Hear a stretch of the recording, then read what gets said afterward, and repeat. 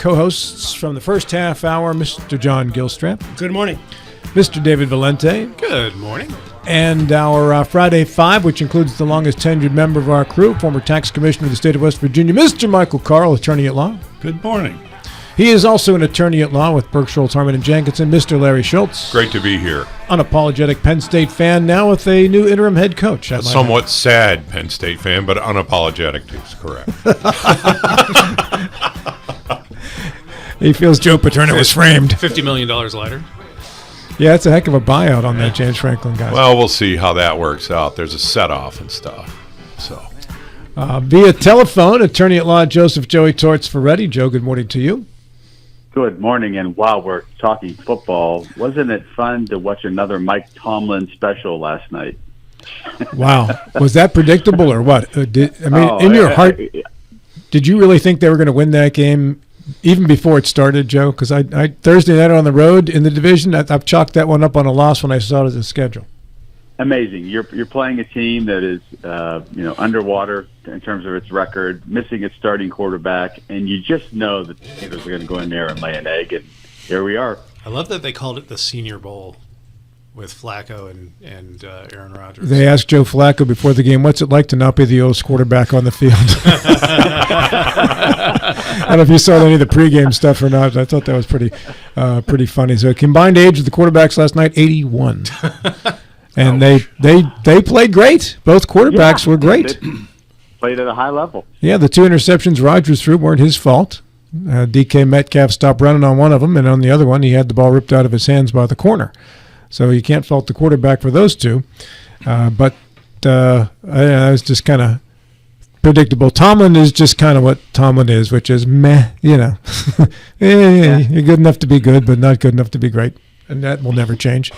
But, gentlemen, you have a difficult act to follow in this next half hour here. Jessica Lynch in that first segment was just compelling, gripping, impressive. Mm-hmm. Wow. Let's just accept that this will not top that. No.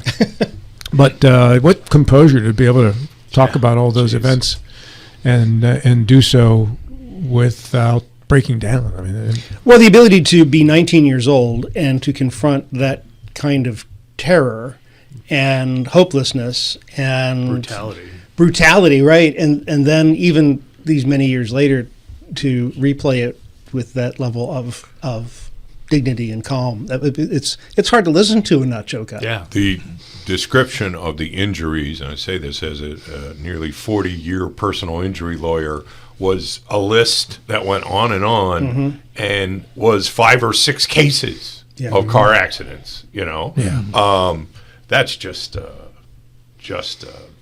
devastating. It also lays bare the abject cruelty of that regime. Oh, God, yeah. Yes. Well, just thanks to Mary Beth and the folks at the Apple Harvest Festival Committee and for Jessica's availability. This is, she said, her one free weekend out of the year. She's booked up speaking the rest of the weekends that she has. So if she squeezed this one in her calendar and squeezed this show in an otherwise very busy time while she's here in Martinsburg for the Apple Harvest Festival, I hope you get out and enjoy many parts of the festival yourselves. The weather will cooperate. Have fun. Enjoy and find some apple pie somewhere and eat it. That apple pie baking contest, I had an opportunity to buy one of those one year that didn't win. It was one of what they used to call the $5 pies that they used to have left over. And even that one was phenomenal, So enjoy, eat, enjoy. We begin the Friday Five with our leadoff hitter via telephone, Mr. Joseph Joey Torts Ferretti. Joe, you're up. Yeah, Robin, let me add, too, before we get to my topic, that I applaud the efforts of the Apple Harvest Committee who get these speakers each year. I know how hard they work to find somebody suitable for that role. And, boy, they hit a home run this year. So Amen. Kudos to them, too. Amen. Okay, so, Rob, on Wednesday, I touched on this briefly, and lo and behold, within hours of me being on your show talking about the Voting Rights Act, there was arguments before the U.S. Supreme Court on the very issue. In that case that I referenced, Louisiana versus Calais, there are concerns now that the Supreme Court is going to pretty much abrogate the remaining viable section of the Voting Rights Act, which is Section 2, which grants a private cause of action to voters if they feel that any voting laws in the state that have changed due to racial reasons, racially discriminatory reasons. And this is a law that's been in place, as we know, since 1965, one of the consequential achievements of the Johnson administration. But it has been whittled away, and it's down to a nub right now, which is Section 2. And the justices clearly signaled in the arguments that that is likely to go away, too. So the concerns are mounting as to what's going to happen if Section 2 of the Voting Rights Act is done away with by the U.S. Supreme Court. And I'll take you back to the Shelby decision, which was, I believe, in 2014, when Section 5 of the Voting Rights Act was done away with by the court. That was the provision which required any state law changes regarding voting rights to be pre-cleared by the courts or the Justice Department before the states could go forward with their changes in the voting laws. We called it pre-clearance. It was expressly stated in Section 5. And that was done away with in that Shelby decision. And what we saw after Shelby was this. States like Texas and Mississippi and Alabama enacted stricter voter ID laws that were previously blocked by the Voting Rights Act. Georgia eliminated polling places in urban areas only and made it illegal for people to bring water or nourishment to those who were standing in line for hours to vote. South Carolina purged their voting rolls, eliminated many days of early voting and Sunday voting. North Carolina said, hold my beer, and also eliminated polling places. And in minority areas, in urban areas, changed the location of polling places to police precincts and sheriff's departments. This is the kind of chicanery that took place within months, if not years, after Section 5 of the Voting Rights Act was abrogated by the U.S. Supreme Court. And we know from studies in the Brennan Center for Justice has done exhaustive studies on this, that many of these changes in the voting laws after Section 5 was abrogated affect minority voters, voters of color. They more likely rely on early voting, voting by mail. They fall prey to the stricter requirements of voter ID. They rely on Sunday voting more. In Georgia, they have a Souls to the Polls kind of program that takes place on Sunday to get people out to vote. And they also rely more on voter accommodations. Think about handicap, disability accommodations, ADA accommodations at voting places. So now that the Voting Rights Act is squarely in the sights of the U.S. Supreme Court once again, and if Section 2 goes away, we have nothing but fancy words on paper to enforce voting rights. Should we be concerned? And keep in mind, as we address that question, that much of what's going on today with this redistricting, these efforts by various states, would ordinarily fall under the review of the Voting Rights Act. But if that act is not in place, guess what? There's no review. So consider what's even happening today and answer this question. Should we be concerned that the Voting Rights Act is likely going away in toto? And what concerns do we have going forward about the sanctity of the one man, one vote, which has always been the bedrock of our society? Are we concerned that that is going to go away too?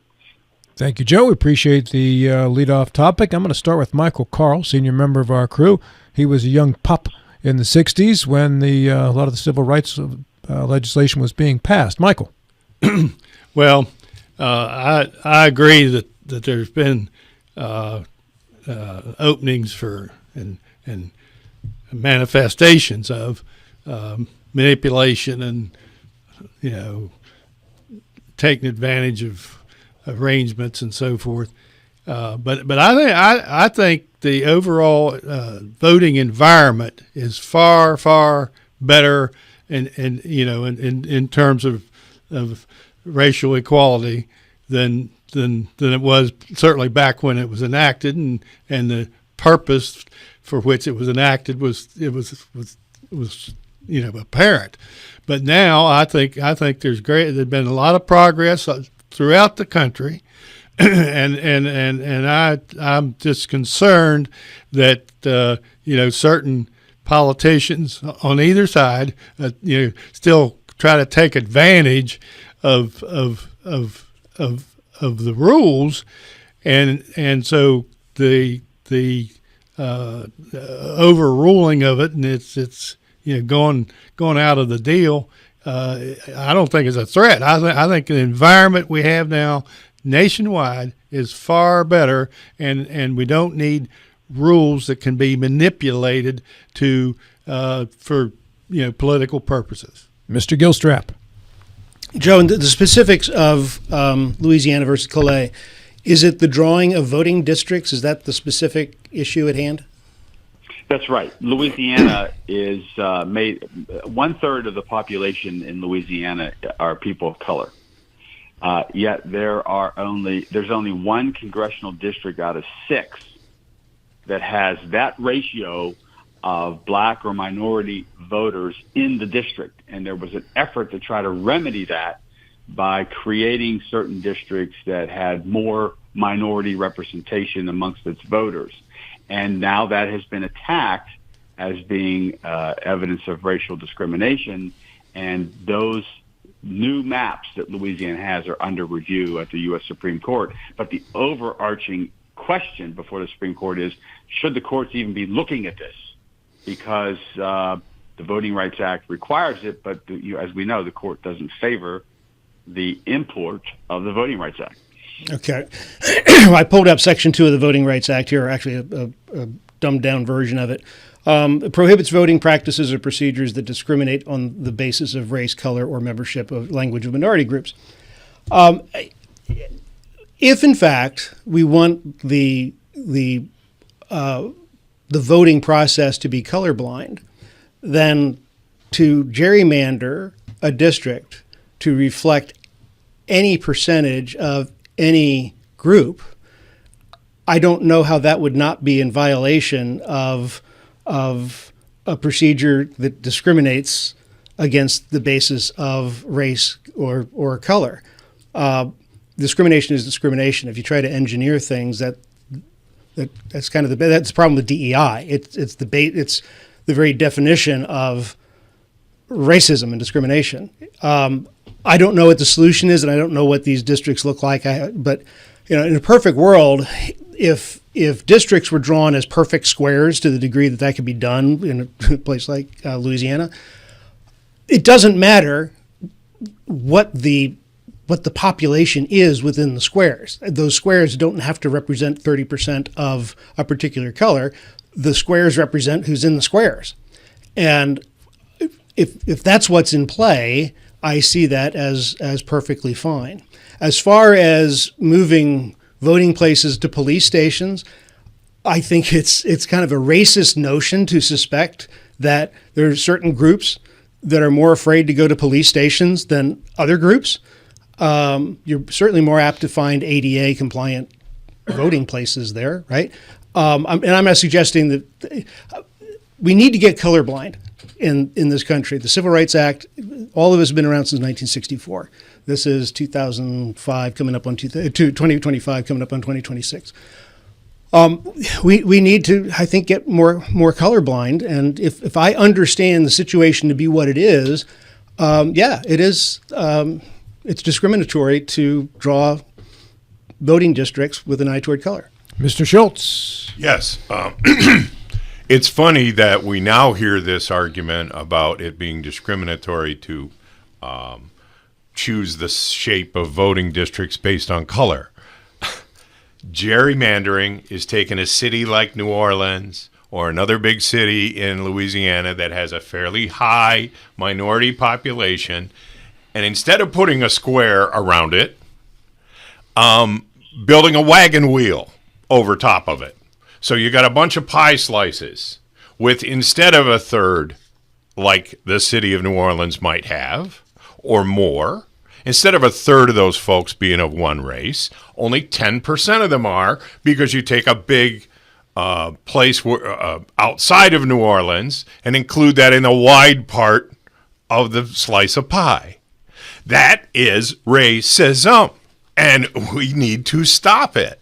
And what this decision by the court is going to mean, and it's already started, and they will do it in a heartbeat. Greg Abbott's doing it right now to try and get more Republican congressional seats In Texas. And so if we're going to jump to saying, well, considering race at all is discriminatory, that's what the Voting Rights Act attempted to shut down, because you know what there isn't? There isn't a giant majority of black people in any state legislature who's trying to make districts that will allow blacks to be overrepresented in our government. That's all white governors and white House and Senate members in the states who are dividing this up so that in a state that has 1/3 minorities, there is no congressional district that has more than 15 or 20%. And so they don't have a chance of winning either for a person who looks like them to be in the Congress, or for a person who, regardless of how they look, is open-minded about this issue. It is racist to say that to change it is considering color and we're not allowed to do that is a bit over the top to me, simply because that's what they've been doing for 100 years. That's why the Voting Rights Act came in. So the Voting Rights Act made it more possible to avoid this kind of intentional discriminatory gerrymandering. And now the Supreme Court has sort of said, we don't care about that. We're not in a post-racist world. Sorry. We have government agents arresting people based, and they've admitted this, on the color of their skin and the sound of their accent. We have them arresting those people and beating them up in parking lots, some of whom are American citizens. So, yeah, this is more than just voting. Mm-hmm. It's across the board. And to say that we're in a post-racist world is simply blind. Mr. Valente.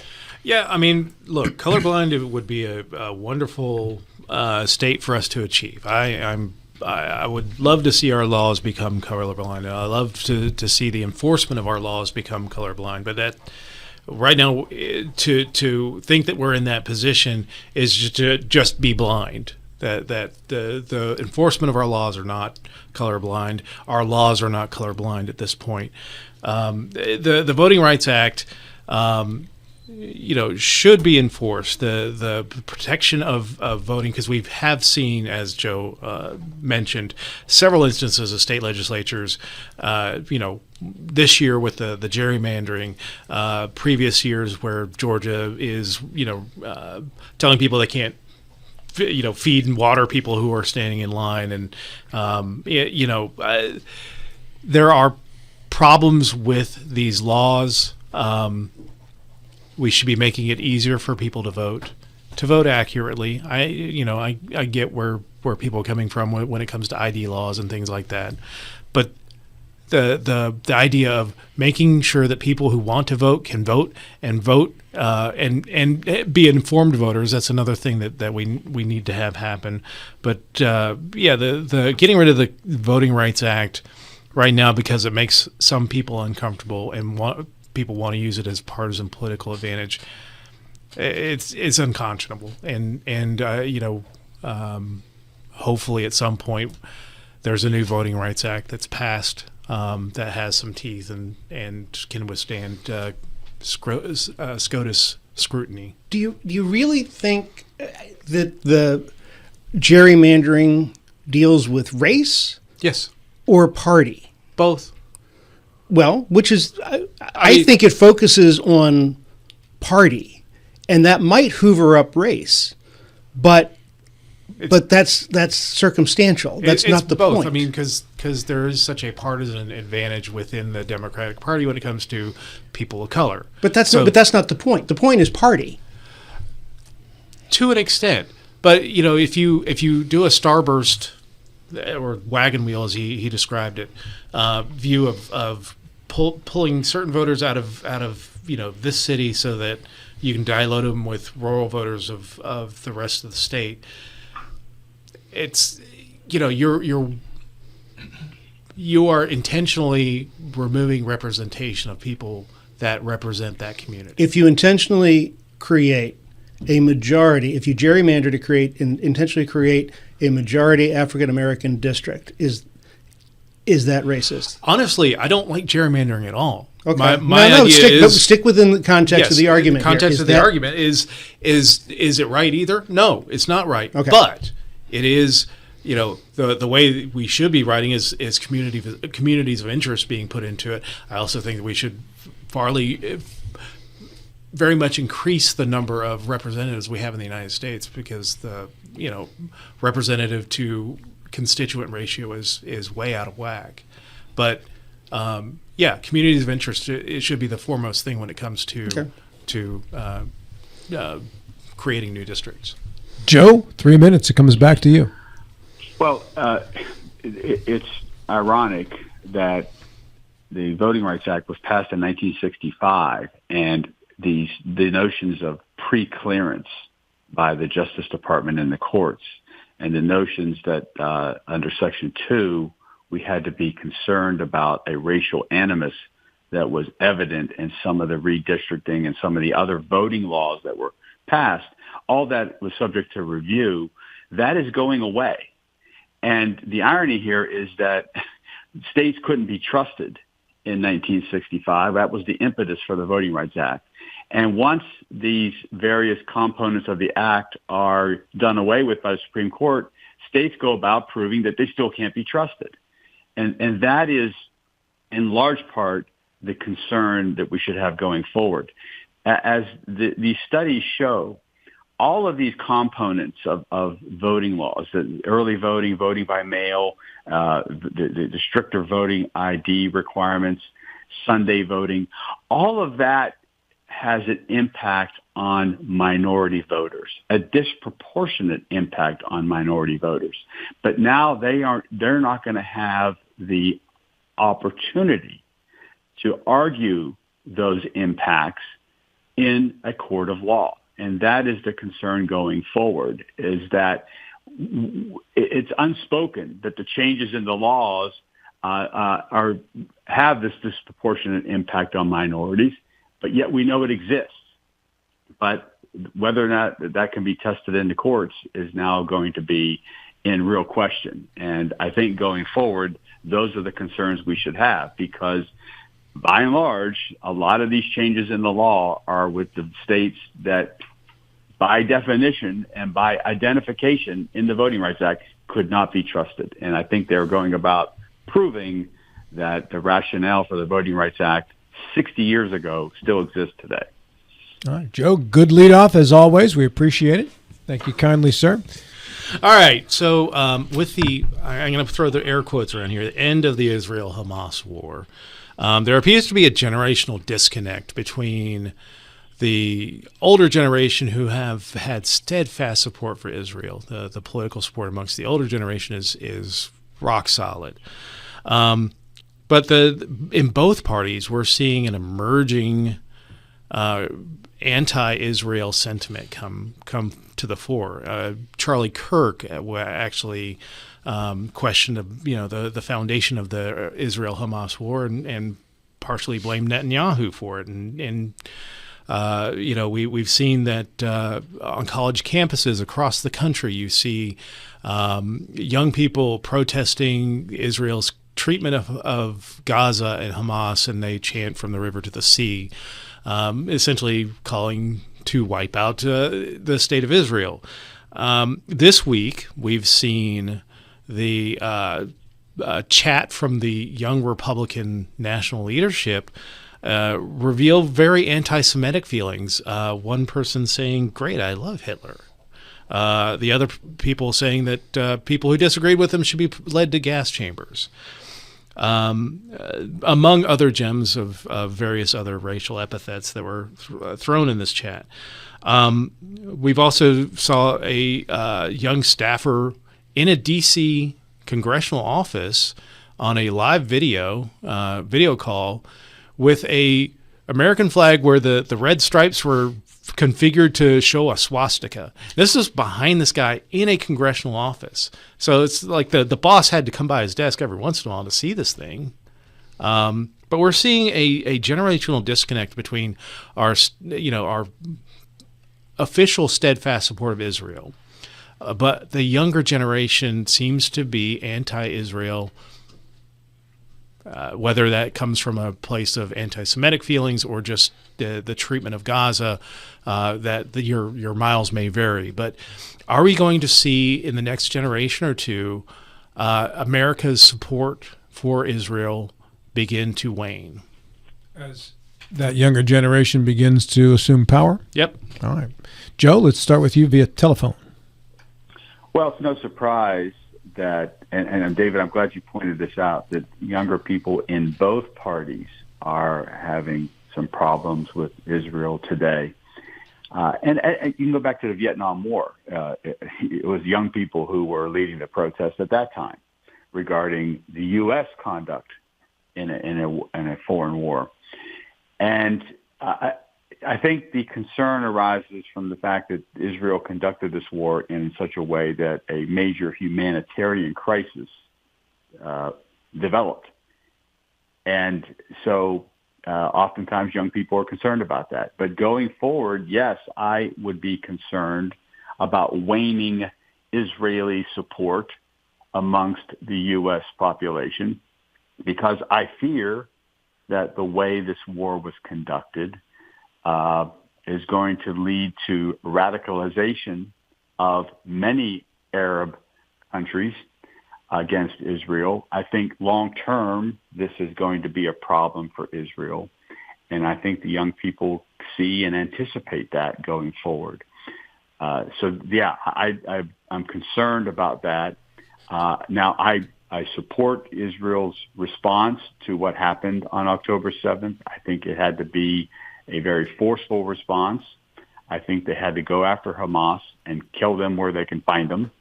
But I think along the way, Israel took many steps to create this humanitarian crisis, which we're just beginning to learn about. And I fear that in the long term is not going to serve Israel's interests. And I think the U.S. support will suffer as a result. Mr. Gilstrap. About a month ago, maybe a month and a half ago, I had lunch with a buddy of mine who is probably the most devout Jew that I know, and also the most devout Democrat that I know. And I couldn't make that equation equalize under the circumstances. And so I talked to him about all of the what I saw as the anti-Semitism on college campuses and among the left. Of course, that's the lens I see things through. And he said that anti-Zionism and being against Netanyahu does not equate to anti-Semitism. That two things can be true at the same time, which kind of clarified things for me. I get it. Okay, one is political and one is religious. So you set that aside.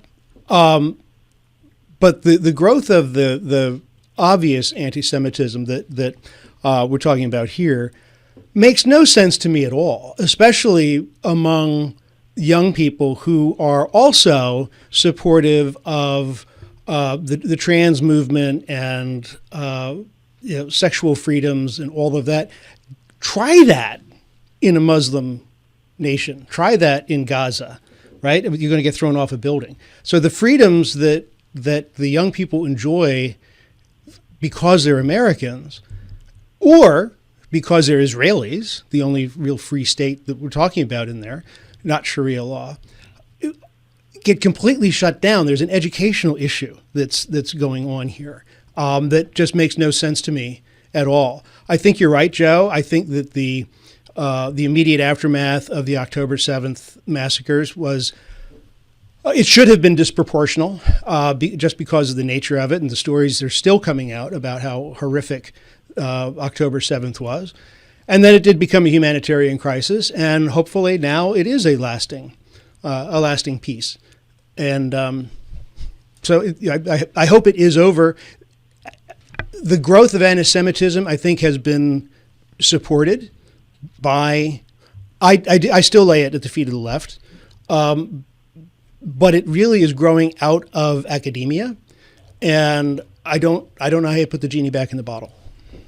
Mr. Schultz. Yes. The first thing that troubles me about all the lauding of this so-called peace deal in Gaza is that the Israelis are still halting food aid to little kids who aren't old enough to even have a valid opinion about, should I be anti-Semitic or should I be pro-Israel?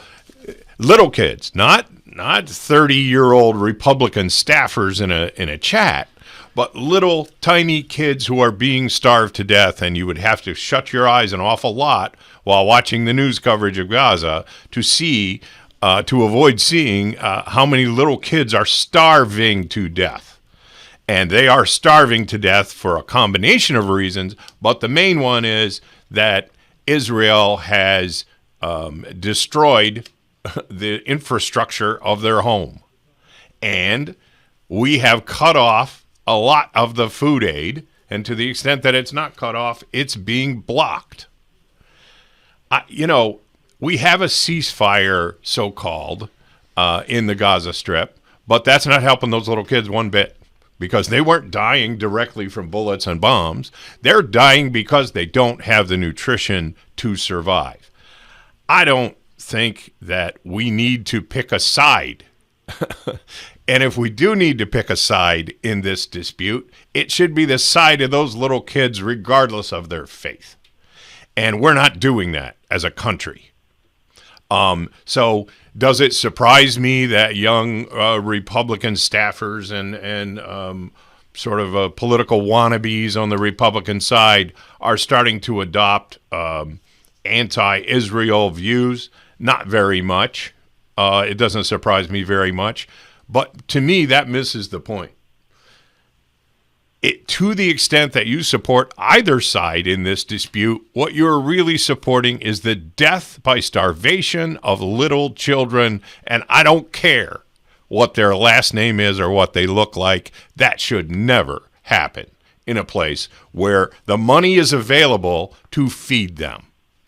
And so I think that the anti-Semitism versus pro-Hamas versus pro-Israel is all a ruse to avoid talking about the real Holocaust that's taking place in Gaza by starving these little children to death and leveling their homes so they're just wandering. Mr. Michael Carl. Well, I totally, absolutely reject what I just heard from Mr. Schultz. Israel was attacked.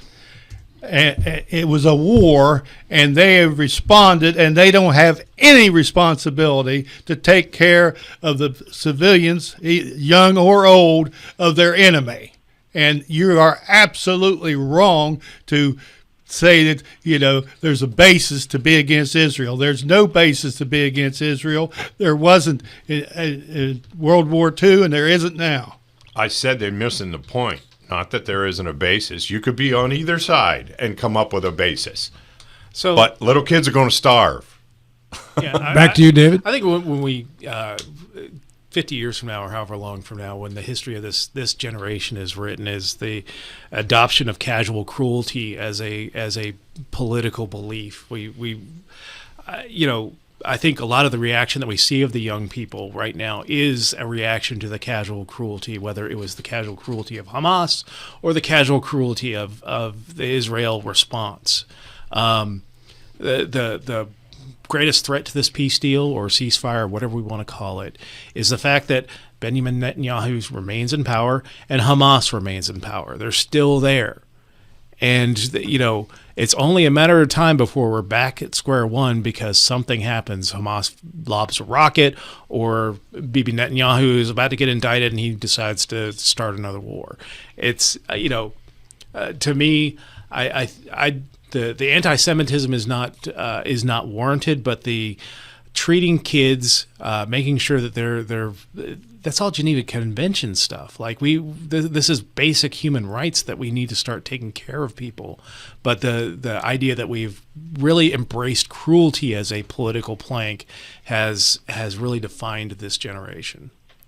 Issue number 3, Mr. John Gilstrap. We're coming up on an election year. God help us. They've heard. Yet another. An interesting thing is happening in Washington with the shutdown, where we're seeing a level of cowardice in the legacy Democratic Party, where Chuck Schumer is, I think, showing sheer terror at the primary that he knows is coming from AOC. The party does not yet have a message, and it's being pulled farther and farther to the left. So when the hammer drops on the congressional election, excuse me, and then later on the presidential election, I think we're going to see a Democratic Party that is far, far to the left, like Mamdani left. So my question to the group here is, assuming the extremes that we see, and the Republican Party is certainly being pulled farther to the right. We see that here in West Virginia, certainly. So assuming 8-year ownership of Congress and the White House, is America better managed by the socialist arm of America, the Mamdani, AOC, Sanders worldview, or is it better managed by a Trump, Vance, Johnson worldview? I mean, it's socialism versus capitalism. It's the government ownership of grocery stores. It's the decriminalization of crimes. It's the reduction of police forces.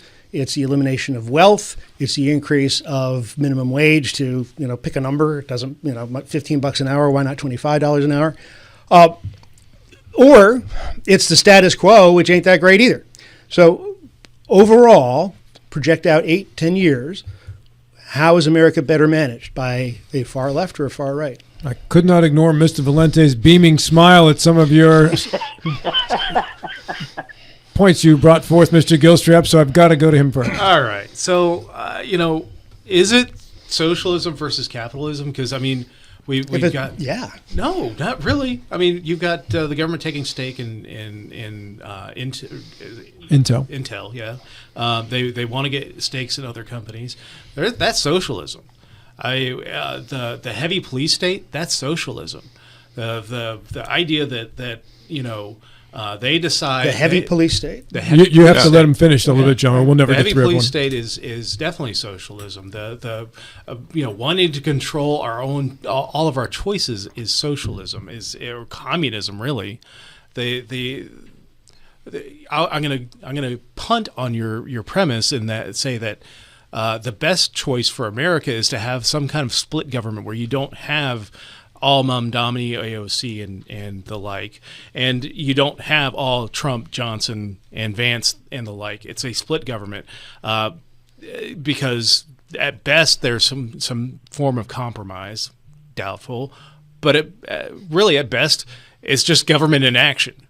And that would be the best case scenario, rather than dragging the country farther to the right or dragging it all the way back to the left and having revenge tours by each party. Both parties have more than proven that they cannot govern, that they have lost the mandate to govern because they are. It's become more about revenge and inflicting your dangerous worldviews on everybody here. That's where that's the problem that we're seeing right now. We've talked about getting a third party before, but the laws of this country are such that there's no way a third party can grow in this country. So we're stuck with this, and the best case scenario is to have a split government of some sort. Mr. Ferretti via telephone. Well, John Gilstrap, let me allay your fears about the possibility of 8 years of rule by, I guess, the Mamdani types that you say. Let me take you back to when the Obama administration, which was in power for 8 years, was elected to office. Remember the names Saul Alinsky and Reverend Wright from Chicago?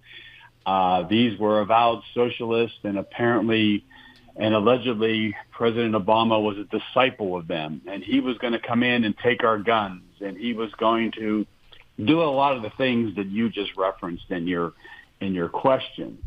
None of that came to pass. In fact, the left accused Obama of being the deporter-in-chief. Rather than raise taxes, he extended child tax credits and earned income tax credits.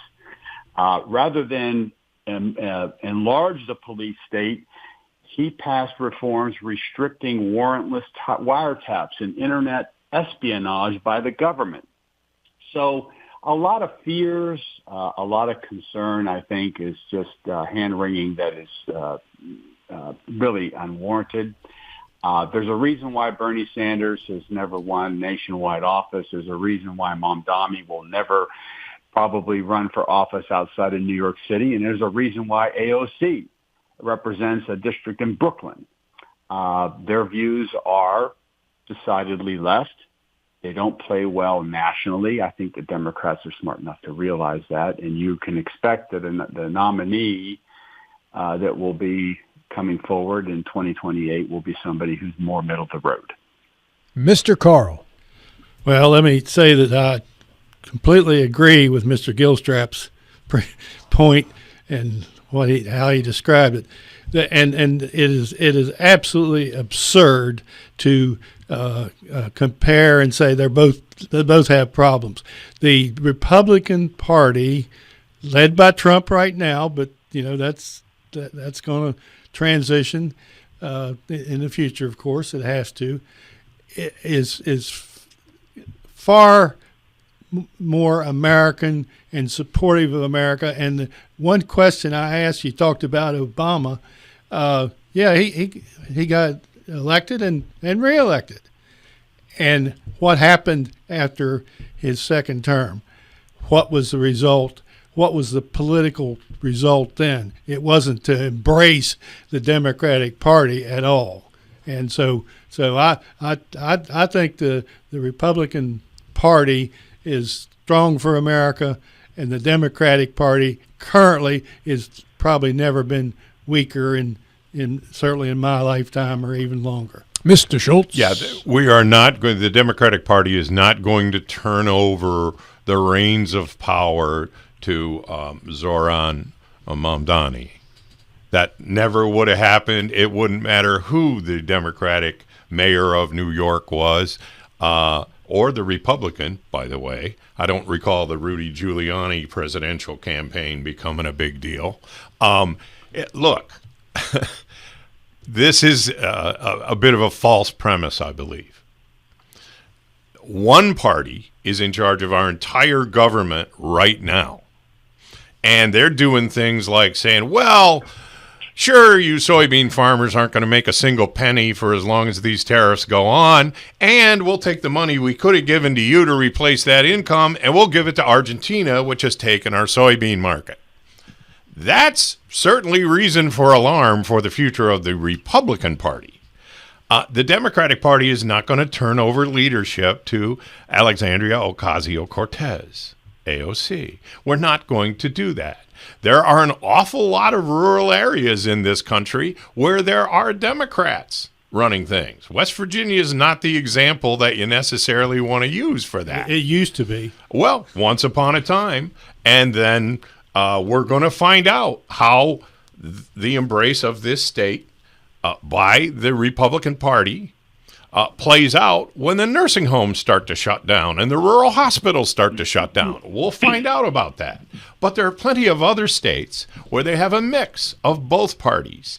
And the Republicans largely follow Trump slavishly, whereas the Democrats are a little more open about whether they go along with a particular president's point of view.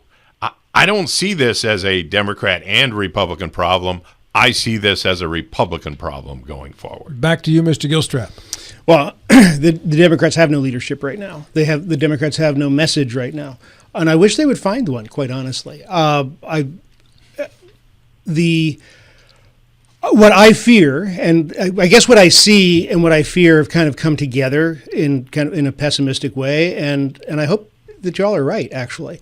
But I see the left getting farther and farther to the left because there's no room for moderates. Y'all are where the Republican Party was about 10 years ago during the Freedom Caucus era, and the Tea Party era, the Tea Party era. And if all you can float is the far left, the Democrats are going to vote to the far left. And if there's one thing that Trump has proven that works for the base, is to do exactly what you promised to do during your campaign. And Joe, that's what Obama did not do. He at several levels, and certainly Biden did not do. He was going to be the moderate, and he didn't come through on that. So we'll see. I think that the Republican way is certainly the way to go. With issue number 4, Mr. Larry Schultz. Yes, when the Letitia James indictment, signed only by insurance defense attorney Lindsay Halligan, a newly appointed U.S. attorney who could not get a single other attorney in her office to co-sign the indictment or appear with her before the grand jury, is dismissed as without basis in law or fact. How much damage will be done to the reputation of the Department of Justice? Is it a good idea to put a person who's never tried a federal criminal case in charge of such a high-profile case? Let's bring in Mr. Gilstrap first. Let him lead it off. He's on a roll. I'm not a lawyer.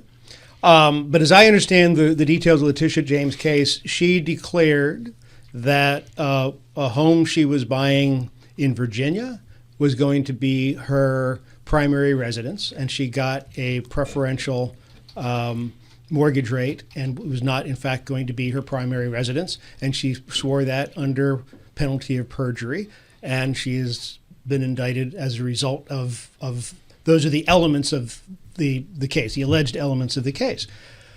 Those are pretty much along the same lines of what she indicted Donald Trump for.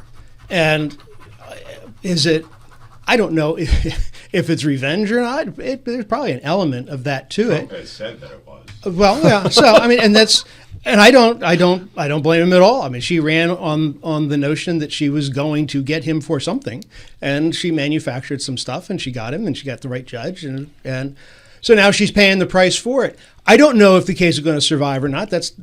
I'm not a lawyer. Well, is it going to do damage to the Department of Justice? Absolutely not.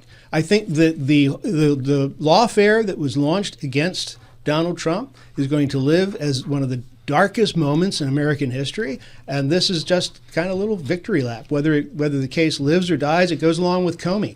The picture of Comey being, his mugshot, and then the drawing of him standing in front of the judge in federal court. That's what's important, is to make them at least squirm the way they tried to make Donald Trump squirm, and he didn't do it. So, no, it's not going to do any damage. Mr. Valente, once again, you've got a huge smile on your face, so I can't resist. No, I mean, look, I don't think you can do any more damage to the Department of Justice. The damage has been done. You've got Pam Bondi, who has Epstein files. You've got you got the indictment of Comey, which we got the judge signed off on him having more freedom with discovery, which will be a whole lot very interesting to see what happens with that case as well. Whether they get I will be shocked if they get convictions on either the Comey or the Letitia James case, or even the John Bolton case is coming. But they did get a grand jury. They get felonies. But that's literally a Coke and a ham sandwich. Yeah, I mean, yeah, it's you can it's a headline. literally indict a ham sandwich. But the damage to the Department of Justice, whether it was from the purges that have gone on since Trump came into office, the over political prosecutions, whether you're calling it from the Biden administration or from the Trump administration on steroids, the damage to the Department of Justice is I think is irreparable at this point. Whoever comes into the presidency next, that we ought to just start over, like just a complete clean house start over. Get some prosecutors in there that have some merit, not insurance litigators, that restore at least a little bit of faith in what is going on when it comes to justice. Because I don't think you can call it the Department of Justice. We've filled it to the rafters with people who are not qualified to be in the positions. And this is legion across the Trump administration, people who are not qualified to sit in the positions that they're sitting in, and we're paying the price for it right now. Mr. Carl. Well, I think this is just another example of the kind of games that are often played on both sides, and I don't think it. I think most people are just cynical about it, and you don't want these things to happen, but they go on, so I don't think it has any serious undermining effect on the Department of Justice now or even in the future. Mr. Ferretti. Well, the red flag here to me, and I suspect that Mr. Carl and Mr. Schultz will agree with me, since they are both practicing attorneys. The red flag is that there are attorneys at the Department of Justice, career prosecutors, who accept the risk of losing their job, and one did lose his job, and will also take the position that they refuse to put their name on any pleadings, any documents having to do with some of these prosecutions. That is a real red flag. And the fact that an attorney had to go out and be recruited to take over the Comey case in order to get a prosecution going forward is a huge red flag. Now, I don't recall any career prosecutors, any of those who served the law and without favor or without favoritism, without, but with nothing but fidelity to the law. I don't recall any of them resigning or objecting to any of the prosecutions involving, at the time, former President Trump. But we see that now, and we see it to a large degree in one jurisdiction, the Eastern District of Virginia, which, since it's located near D.C., is involved in a lot of these prosecutions. That red flag should be a concern for all of us. And it is a stain on the Department of Justice that attorneys who are career prosecutors, not political appointees, but career prosecutors, do not see fit to go forward with these prosecutions. And any attorney knows that is a huge problem. Back to you, Larry. Yeah, Ken Paxton, who is the Secretary of State, I believe, of Texas, Attorney General of Texas now, has 3 primary residences. And, actually, she didn't say that was going to be her primary residence. She said it was going to be a secondary residence. And she then decided that she wasn't using it enough and began to rent it out. So it has gone from being a vacation home to a rental property. Are we going to really say that if that the mortgage industry is by losing a point or two on their interest rate is going to be horribly injured, so that we need to step in to protect them from this kind of fraud? Donald Trump, on the other hand, did not do this. He did not say that this or that place was going to be his primary residence. What he did was lie about the square footage of the place. Okay? And that is a discernible fact. And that is something that that's one of the things that he did. He did a bunch of other things in those in that chicanery. It is a different situation. And the idea that you go hunt up this so-called, because she has the title, prosecutor who's never prosecuted any cases, to carry this case forward it's insane. And the judges are not confused about this. They are going to take it apart. So there is a difference. Not every single one of the attorneys who took on the cases against that the Republicans call lawfare now. Not every one of those attorneys was rung in, especially for the purpose, having never tried a criminal case, to do it. Sort of as Joe said, these are not the same thing. This is a revenge tactic from a guy who said, I am your retribution. I will get revenge. And of course, he's not our retribution. He's his own retribution. He is abusing the powers of the presidency in order to weaken the Department of Justice so that any sloppy mess can be considered a legitimate case. If I actually don't, if the elements of the law are not there, then the case should fall apart, and I have no problem with that. If the elements of the law are there, she should have been more careful. It's there's an old, and I know you're going to say he's not a king, but it's the old thing. If you come at the king, you must kill him. Don't pick fights unless you're ready for the counterpunch. And I think this is that case. I think it is tawdry. I think it's ugly, but I don't think it's illegal if, in fact, the elements of the case are there. And I don't know that. Okay. Final issue of the day, Mr. Michael Carl with issue number 5. This is a question. Would the peace deal that has occurred between Israel and its enemies now have also occurred if either Biden or Harris had been elected president? All right, let me start with you, Mr. Valente, as you have some experience in the Middle East. Yeah, so apparently this deal was offered to the Biden administration at some point, or the Biden administration pushed a deal similar stature to the parties in the Middle East, but he didn't get it over the line. I don't know that he would have gotten it. Biden wouldn't have gotten it. I don't know about Harris. Harris seemed to have more of a backbone, and might have been able to drive a deal.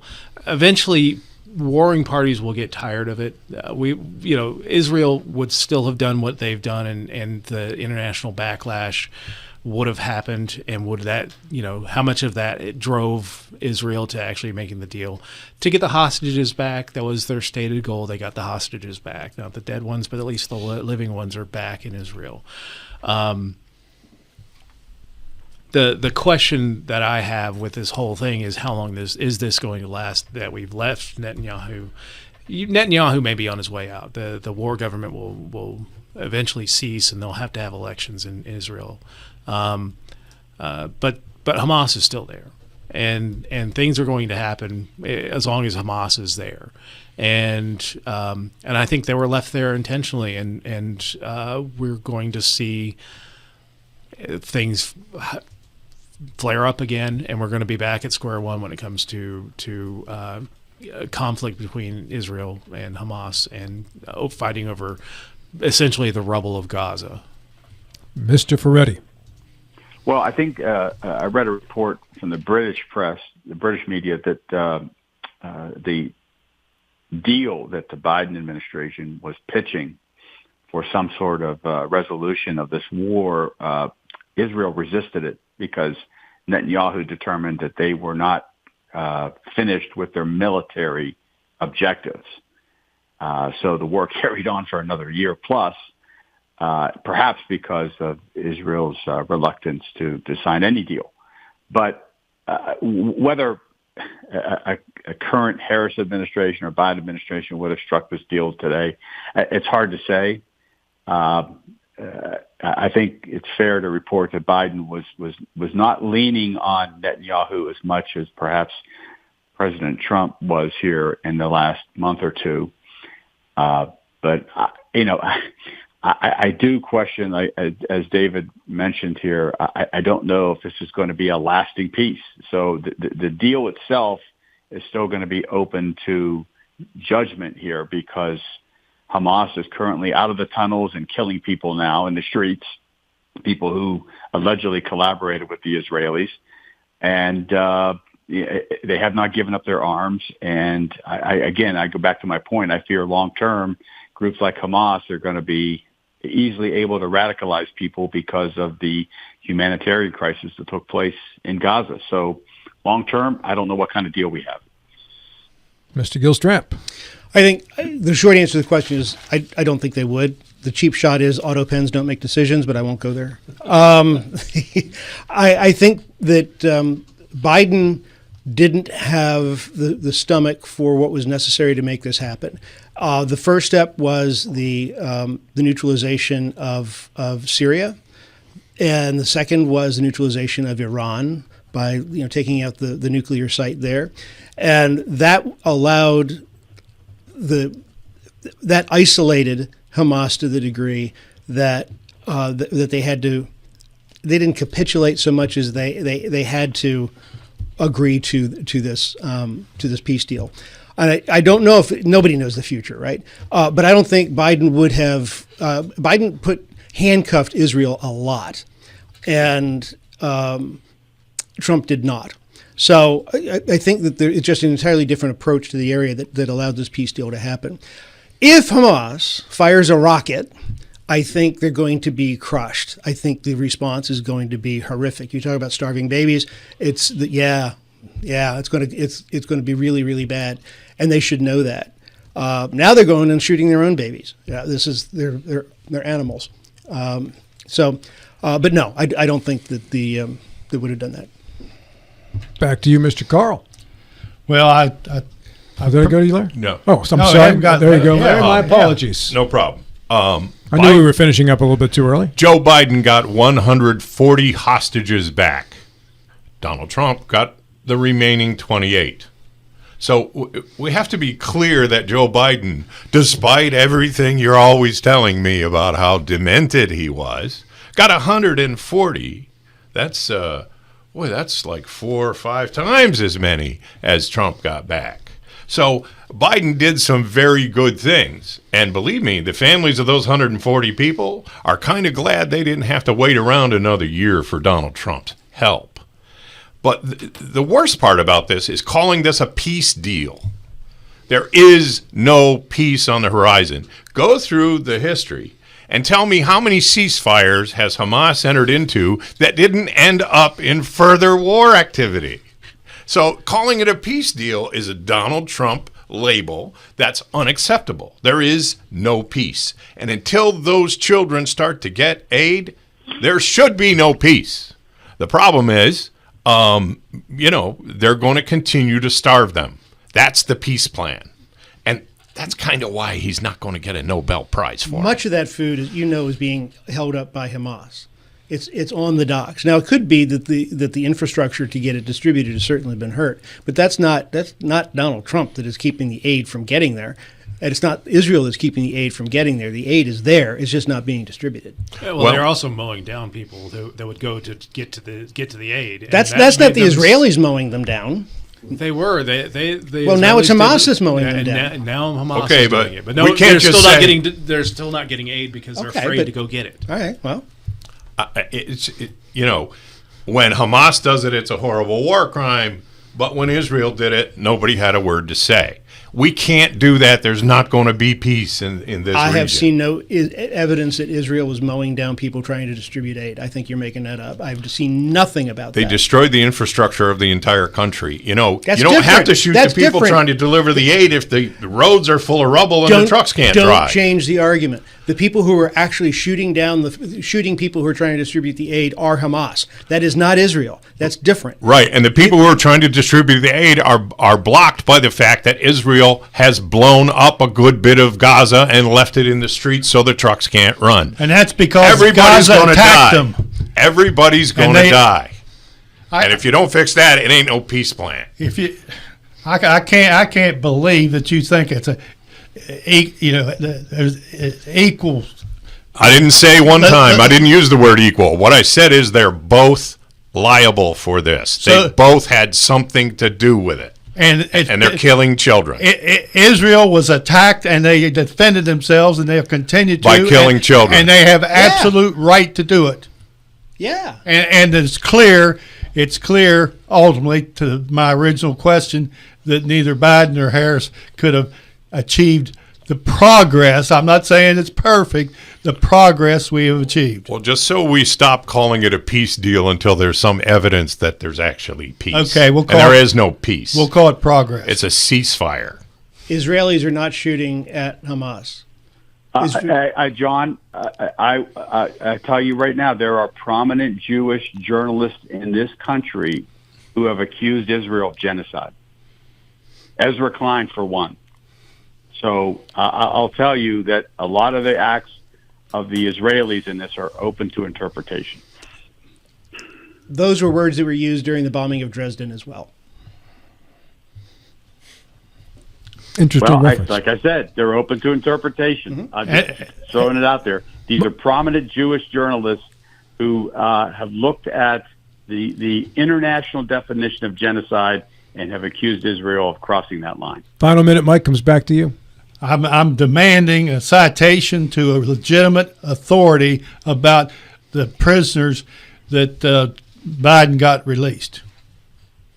Well, I don't have that right here, but I'll be happy to supply it. Please do, and we'll check on that next time. Okay, sounds good. All right, everybody happy with evidence to be provided at a future date? Where do we meet for this handoff of evidence so we make sure it's not been tampered with? Insurance defense lawyers know a lot about that, so maybe we could get Lindsay Halligan to check it out. You just can't resist, Larry, can you? It's just to the very end. Final thoughts via telephone. Joe Ferretti, 8 seconds, go. RFK Jr. is now concerned about our declining birth rate, so young people, get busy. Larry Schultz. It's been a great time, and have a good weekend. And Mr. Valente. Hey, no Kings protest in Shepherdstown this weekend. See me there. Mr. Carl. The Commanders can make up for some of their early season problems with a win in Dallas this Sunday. Mr. Gilstrap. Larry Schultz is the most aggressive doodler I have ever seen. I had to turn his mic off. He was drawing so hard during the segment there. Hey, I'm headed down to Uncle Joe's. Get a little haircut myself there, Mr. Gilstrap. We'll sit in your chair. It's 10 o'clock. Dave Ramsey show's next. This is Talk Radio, WRI Martinsburg and TV 10, and we'll talk again at 70 short hours. It's 5 o'clock somewhere.